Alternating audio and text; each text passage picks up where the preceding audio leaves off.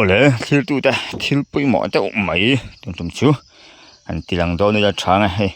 Kan in sak na hen ming kan phuo thin. Mak ve dok mai oma su in hian. Re la ne ya. In re kan ti thin chu. He ti la ya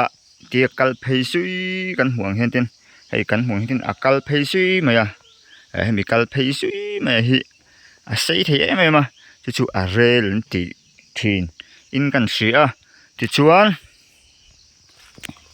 heta hian a chho song hianin a rela chukin ngat khan ti hin kal khang hi a kal le chau bok thin ani ti chuan thom mol om le boka ban pui in kala hian hemi a rel a chuat do he tu hian thom mol hi kha tokin do le chau thin bok ani ti chuan thom mol tel lo hi chuanin a het mo em boka lung pui po a te ina kam ki lo chona ding he thelo tiang deuh kha ni a ban pui ba ka hian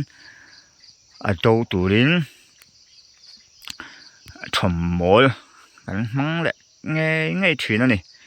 mak khop mai a rel tin san a sei thel du tin om phei pu thin chu bang chuni ka ring dewa a rel an ti ve tla maya mak ve takani te kan huang hian akal khang a khan a thing phe ka hiten an kil le mai thina chu kan mizo in saka ming kan phua thin khani a ti chuan hetilai kan mu hi hetlai te chuk thla kha khan chuk kan ti khani ta ti chuan hi mi achung hei a ang de om hi kan nanga ti hian a ang de i om ti hian ai chuma hetlai nei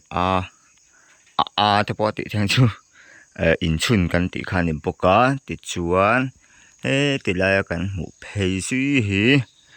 di chum kan ti thin khani rang belen di kan chi to lem lo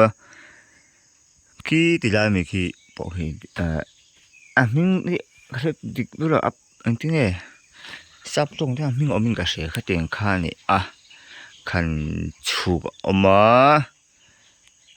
in chun na om boka ti chuan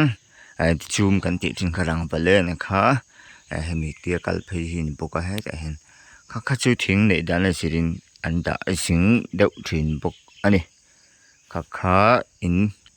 kan mi so in thing ina kan thil nei kan siat the om te ani thlai tam takin he tiang ang hi mu kan om lutuk to lo mai the ni sia kan om lutuk to lo mai the ni chan chu